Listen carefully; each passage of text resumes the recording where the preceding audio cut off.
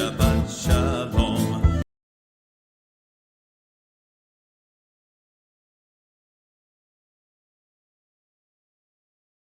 Olá, espectadores do YouTube, canal Israel no Caminho.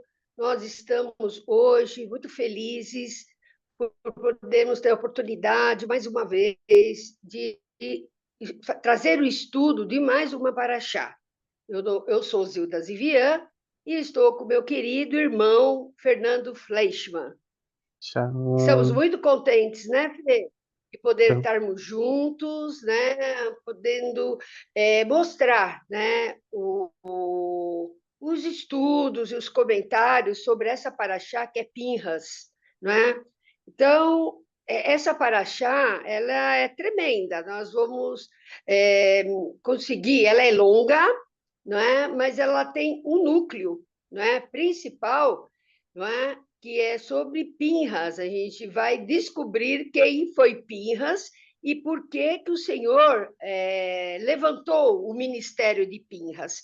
Então, eu queria citar, né, as passagens dessa paraxá, que estão em Números 25, 8, 9, 21, João 2, do 13 ao 22, e o Salmo Terrilim 50. Então, eu gostaria, né, de poder começar localizando o texto e o contexto, não é, dessa paraxá.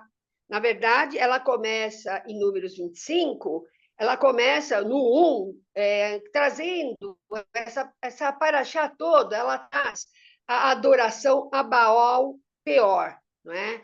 É algo que estava incomodando demais ao Senhor, né? Quando o povo de Israel, né, começou a adorar, né, a Baal, né, e fazendo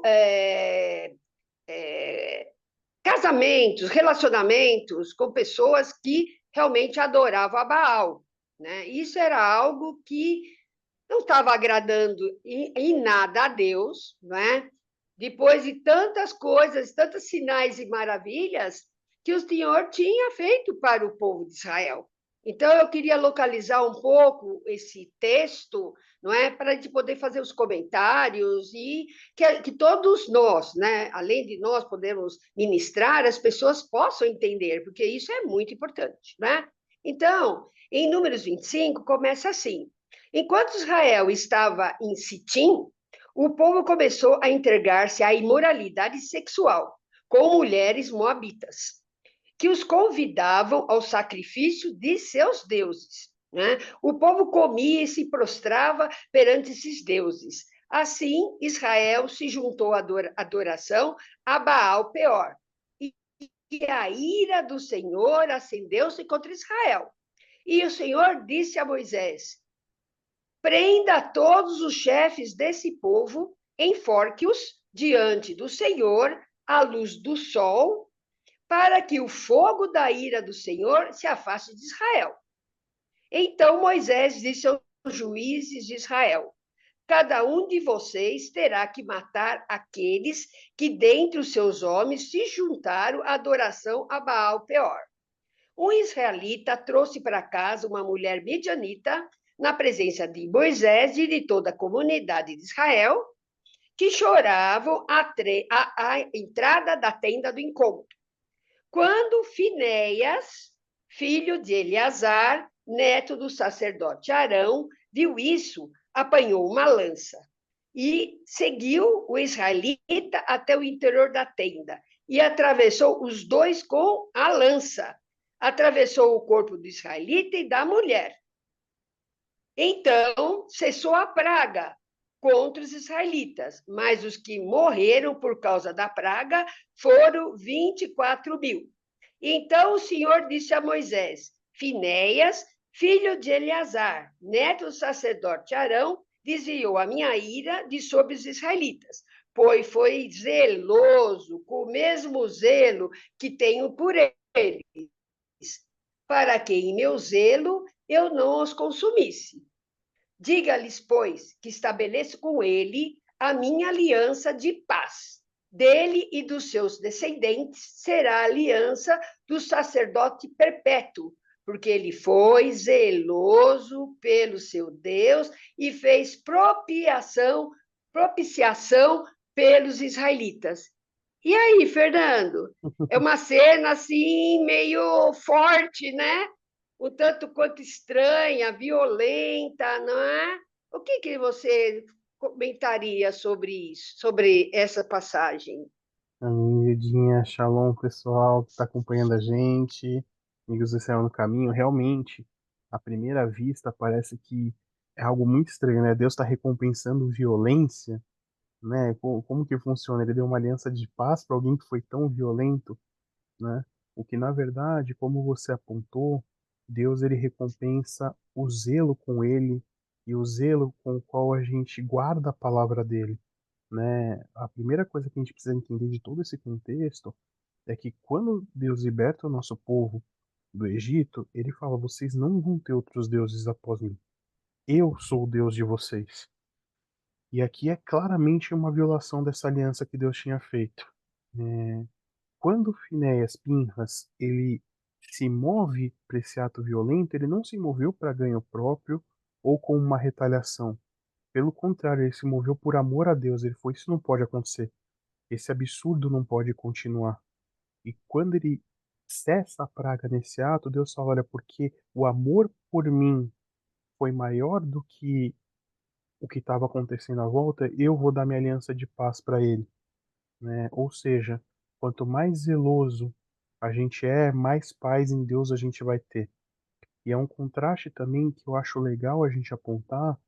Você percebe que em todo o cenário, o que o povo estava fazendo? as- esse israelita, ele traz a princesa moabita à vista de todos e todo mundo só chora. Ninguém tomou atitude nenhuma. Então isso traz um reflexo para a gente hoje em dia. Será que a gente está sendo conivente com alguma atitude, com algum pecado que a gente não deveria ser? A gente está passivo, a gente só olha as coisas acontecerem? Ou como Pinhas, a gente vai se posicionar a favor de Deus, mesmo que isso me custe algo? Porque o certo era ele matou um líder, ele tem que ser apedrejado. O certo aos olhos da congregação seria isso.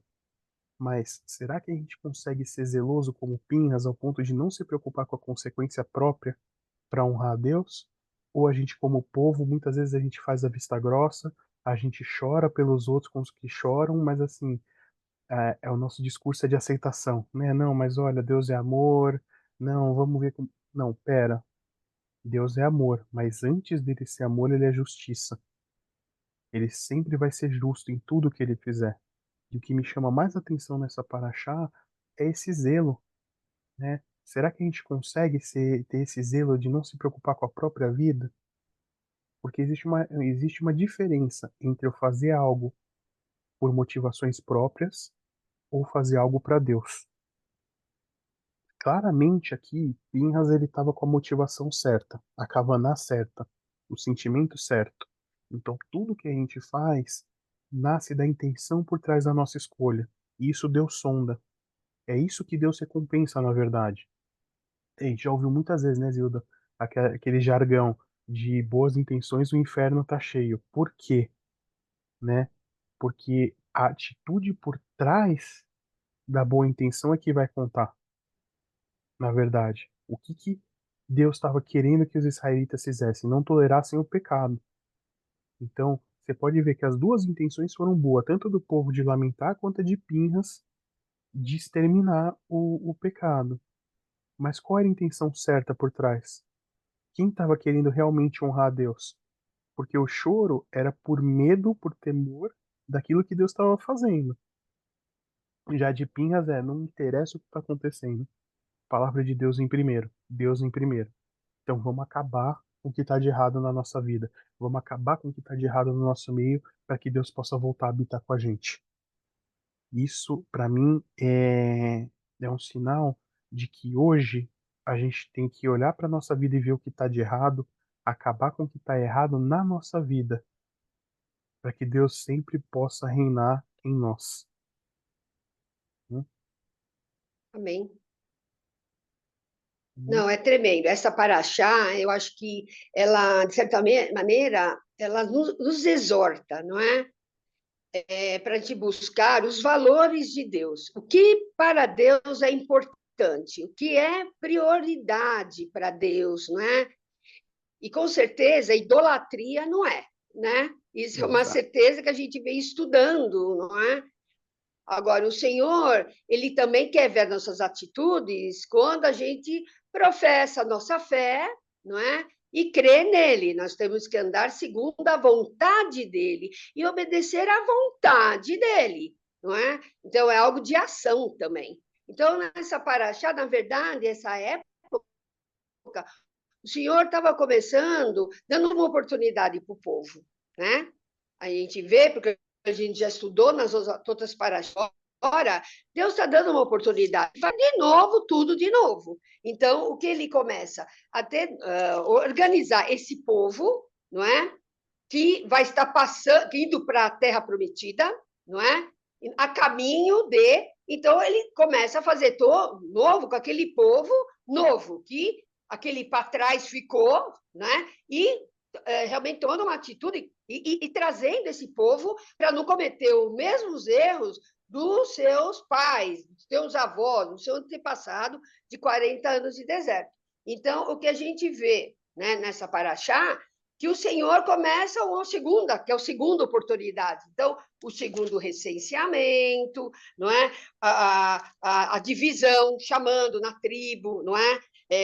As 12 tribos, dividindo a terra. Depois ele faz o recenseamento com os levitas, não é? E ele faz muito claramente a definição que os levitas, eles não têm divisão na terra, porque o chamado deles é outro, não é? É para o serviço do Senhor. Então, é bom que os espectadores, eles aprofundem mesmo nessa paraxá, porque a gente, são tantos detalhes e tão ricos, não é? Que a gente não vai ter tempo suficiente, né, para aprofundar em cada detalhe, né? E em toda essa caminhada é tão bonito como Deus está querendo, está fazendo, dando mais uma chance, não é? Porque Moisés falece, não é? Realmente tinha sido dito pelo Senhor que Moisés não iria. Mas Moisés precisava de um sucessor, né? Então, a gente vai ver isso justamente em Números 27, onde o Senhor conversa com Moisés e confirma o chamado de Josué, que é outra pessoa zelosa, porque ele andou sempre ao lado de Josué, aprendendo tudo com Josué, vendo como Deus, tudo com Moisés, não é? Tudo como Deus usou a vida de Moisés, e Josué foi aquele discípulo, né? Maravilhoso, né? Que teve experiências com Deus, não é? E para isso eu precisava dessa confirmação, né? Josué era um homem de guerra, não era um profeta como era Moisés. Mas no versículo 27, o Senhor fala, 27, Números 27, 18. Então o Senhor disse a Moisés: chame Josué, filho de Nun, homem em que está o Espírito, e impõe as mãos sobre ele. Ele parte sua autoridade que toda a comunidade de Israel lhe obedeça. Ele deverá apresentar seu sacerdote Eleazar da diretriz ao Costurim. Então, é um momento de um comissionamento. Então, Moisés fez como o Senhor lhe ordenou, chamou Josué e o apresentou ao sacerdote Eleazar. E toda a comunidade, não é? Em frente de toda a comunidade, ele impôs as mãos sobre ele e o comissionou. Tudo conforme o Senhor tinha dito por meio de Moisés. Então, que coisa maravilhosa, não é? O chamado, né? Deus, o chamado é algo que Deus vai acompanhando na vida de cada um, como se processa. Até o momento, né? Deus já chama, ele dá experiências, vê a tua atitude, como que você anda, se você é obediente, se você aprende, não é? Porque muitas vezes nós estamos andando com homens de Deus e querendo fazer o nosso jeito, não do jeito como o Senhor quer. E o Senhor vai ajeitando até a hora que chega a hora. É agora. Transfere a tua unção, não é? E a sua autoridade sobre Josué. Que tremendo, não é? Porque a gente vai estudar em outras paraxás como Deus usou a vida do Josué, não é? Então, a gente vê que essa paraxá é maravilhosa e a gente vê que em Números 28, o Senhor vai, nessa segunda oportunidade, ele vai alinhar como que o povo deve proceder para com o Senhor, com relação a ofertas, né? E em relação às festas. Então, o que você podia, de maneira assim, resumida e abreviada, Fernando, trazer para nós essas informações tão relevantes até o dia de hoje? Amém. Eu acho lindo, só complementando o que você fala de Josué, a gente viu em algumas paraxás passadas que Moshe muda o nome dele, né? Era Rocheia, era Oséias, e vira Yoshua, Josué, né? O engraçado é que Rocheia significa salvação, salvação. Agora, Yoshua é o eterno, é a salvação, né? Deus é a salvação. Eu vejo essa transferência de tempo também, de ministério, quando Deus fala, olha, agora transfere, falando, olha, por muito tempo vocês confiaram na força de vocês para ser a salvação de vocês, naquilo que vocês estavam fazendo para mim. Agora o que eu quero dizer é, eu sou a salvação de vocês, é me seguindo, é vivendo conforme eu, eu ordeno, e não conforme vocês acham. Porque se a gente for ver em outras paraxás, Josué é o único que subiu a montanha com Moshe, ainda que ele ficou na metade do caminho, ainda que ele ficou num espaço curto, mas Moshe, sempre que ele estava tendo um encontro, Josué estava na porta da tenda, ele não saía da porta da tenda, ele não saía da porta do lugar onde Deus escolhia se encontrar com o povo. Então isso significa que para cumprir a palavra do Eterno, eu tenho que permanecer na presença dele. Eu acho curioso, às vezes a gente ora, né? Senhor, eu entro na sua presença, tal, isso é lindo, mas toda vez que eu entro em algum lugar, eu tive que entrar porque eu escolhi sair. E eu acho que essa paraxá, com a vida de Josué e essa segunda oportunidade, como você bem falou, em vez de entrar e sair, entre e permanece na minha presença como Josué permaneceu. Porque é isso que vai dividir essas águas. E o curioso é, após a transferência, então, agora que eu vou anunciar um novo tempo, ele anuncia duas coisas muito importantes: os sacrifícios e as festas. Por quê? Porque entra no que você falou. Olha, é do meu jeito, é o que eu prezo, é o que eu quero que é importante. Então, os sacrifícios sempre vão direcionar nossa vida para Yeshua, sempre vão refletir Yeshua. A obra do Eterno significa que a gente sacrifica nós mesmos, os nossos desejos, os nossos sonhos, a nossa vontade para cumprir a dele. E as festas, Zildo, que as pessoas precisam entender, são estações, assim como as estações do ano que Deus criou para a gente colher e plantar, para a gente semear e colher, o tempo de descanso da terra e o tempo de trabalho da terra, né? Deus criou essas estações espirituais para que nós pudéssemos estar na presença dele e ter acesso à redenção, que é a peça, é a nossa salvação, a nossa redenção. A Shavuot, que foi agora que a gente comemorou, foi a entrega da palavra, a entrega do Espírito de Deus, então é a entrega da presença de Deus, tabernáculos ou Sukkot, que é a festa do grande rei, onde nós teremos nosso casamento com ele, nós teremos a consumação da nossa fé. Então, esses portais, Deus fala tanto das festas porque elas são perpétuas, elas são eternas, e cada uma vai apresentar um aspecto da obra de Deus até que ele se cumpra. Nós temos duas grandes festas que já se cumpriram, que é Pessa, que é a nossa redenção, nós fomos remidos, Shavuot, que Deus entregou o Espírito, mas nós ainda vamos viver no reino de Deus aqui na terra, e com Yeshua nós vamos reinar quando ele voltar em Sukkot. Então o que Deus está anunciando com esses tempos? As festas, na verdade, uma vez que você foi remido, guarda a minha palavra, guarda meu espírito dentro de você, para que quando eu voltar você possa ser achado fiel, para que você permaneça na minha obra e na minha presença. As festas são memoriais de tudo que Deus fez e vai fazer por nós. E é um tempo de celebração. Toda festa, como festa de aniversários, a gente comemora, a gente celebra a pessoa, a gente não celebra a gente, né? Por exemplo, se eu vou na festa de aniversário sua, eu tô indo para celebrar a sua vida, não tô indo para celebrar a minha. Então, as festas do Eterno são oportunidades da gente celebrar quem? O próprio Eterno, o próprio Deus. E nós trazemos as nossas ofertas, nós trazemos a nossa vida para servir de adoração a Ele, porque toda oferta para Deus é um modo de adorá-lo, é um exemplo de adoração, onde eu me desprendo de algo meu para dizer que Ele é mais importante. Então, as festas aqui, elas têm esse cerne de nos trazer para o centro da vontade de Deus e nos lembrar daquilo que realmente é importante para Deus e daquilo que nós realmente devemos celebrar. Sua palavra, seus atos, a sua justiça e, acima de tudo, a Ele, né? Amém? Amém. Então, né, 2 do 13 ao 22, onde Yeshua purifica o templo. Como é que, visto, inclusive no versículo 17, ele fala, seus discípulos lembraram-se do que estava escrito, o zelo pela tua casa me consumirá.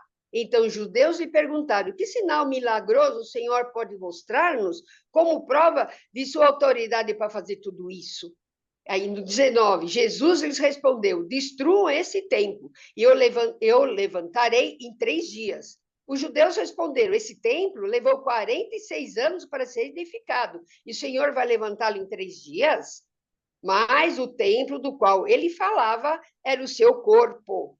Depois que ressuscitou dos mortos, os seus discípulos lembraram-se do que ele tinha dito. Então, os discípulos creram na Escritura e na palavra que Jesus dissera. Que tremendo, não é? A gente poder, através da pessoa de Yeshua, não é? Do sacrifício de Yeshua por nossas vidas, não é? Ter a confrontação e entendimento nessa paraxá, porque isso só confirma. Por isso que está aqui, porque é o zelo. Yeshua sempre foi zeloso com as coisas do seu pai. Não é isso, Fê? Exatamente, Zildinha. Na verdade, o centro dessa paraxá não existe zelo maior do que entregar minha vida por amor a Deus, né? Yeshua levou o zelo à expressão máxima dele, né? Entregando-se naquela cruz, entregando-se no madeiro, Yeshua mostrou que mais importante era honrar a Deus com esse zelo do que ter uma vida aqui conforme nos agrada. Não existe zelo maior. E a gente vê que o zelo de Yeshua por Deus promoveu o quê? Fé e salvação, porque os discípulos creram, eles creram em Yeshua e creram na Escritura, creram na palavra que estava escrita, por causa do comportamento de Yeshua. Então, o que, que eu entendo dessa paraxá como o centro, acima até de zelo, é que se eu viver uma vida de zelo, se eu viver uma vida zelando por Deus e pela sua obra, eu me torno instrumento de salvação para outros. Como Yeshua deu exemplo, o zelo dele por Deus promoveu fé e salvação para as pessoas, porque elas passaram a crer. Da mesma forma, hoje, se eu zelar por Yeshua, se eu zelar pela palavra do Eterno, pelo Tanar, pela Brit Hadashah, pela aliança que a gente tem com o Eterno, nós nos tornamos instrumentos na mão dele de fé e salvação para as pessoas. Outros vão poder conhecer Yeshua como Amém. nós conhecemos. Outros vão poder testemunhar da bondade de Deus como nós testemunhamos. E outros vão poder conhecer a Deus como nós conhecemos.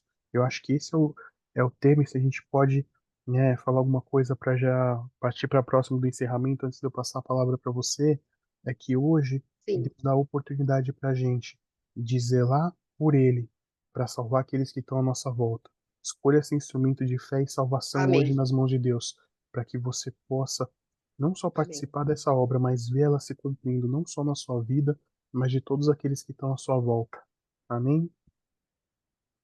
Amém. O Salmo 50, não é? Que é um salmo da família de Asaf, que fala no último artigo 20 e 23, ele fala: quem me oferece sua gratidão como sacrifício, honra-me, e eu mostrarei a salvação de Deus ao que anda nos meus caminhos. Então, Senhor, ajuda-nos, Pai, a sermos gratos, não é? Que nós possamos sermos íntegros, não é? Que a gente se coloque à disposição do Senhor em te ouvir, em nos submetermos, a obedecermos, a confiar, não é? Que o Senhor nos ajude nessa caminhada, né? Que a verdade e a vida alcance a todos os que acompanham o Israel no Caminho e os seus familiares. Amém? Quer orar, Fê, para terminar e dar um Shabbat Shalom Amém, para amém. todos? Eterno Deus, Pai do nosso Senhor Yeshua, nós queremos te agradecer por essa oportunidade, Pai, de ouvirmos tão precioso ensino da tua palavra, Pai. E assim como o zelo pelo Senhor e pela tua casa consumiu Yeshua, esse mesmo zelo possa estar em nós, Pai, a ponto de nos consumir quando nós vemos coisas erradas ou quando vemos as suas leis não sendo cumpridas ou, acima de tudo, vendo o Senhor sendo desdenhado, Pai. Que esse mesmo zelo esteja na nossa vida para cumprir tudo, Pai, não por obediência pura e simples, mas por prazer e por amor, Pai, porque o Senhor é o primeiro nas nossas vidas. Que esse zelo guarde a tua palavra, o teu espírito dentro de nós, para que nós nunca nos desviemos do teu caminho e possamos seguir até a eternidade como fiéis e filhos amados, Pai, onde o teu amor nos guarda e nos console, e o Senhor é o nosso amado. Que o teu zelo cubra nossas vidas e nos permita andar em fé, Pai, todos os dias da nossa vida. Beshem Yeshua HaMashiach, em nome de Jesus Cristo nós oramos. Amém, amém.